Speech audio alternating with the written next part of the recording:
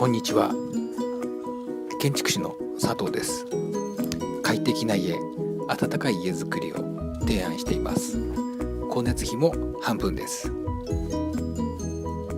今見ていただいているところは、床下にエアコンを取り付けているところです。床下のエアコンで家全体を温めるというシステムの工事の過程です。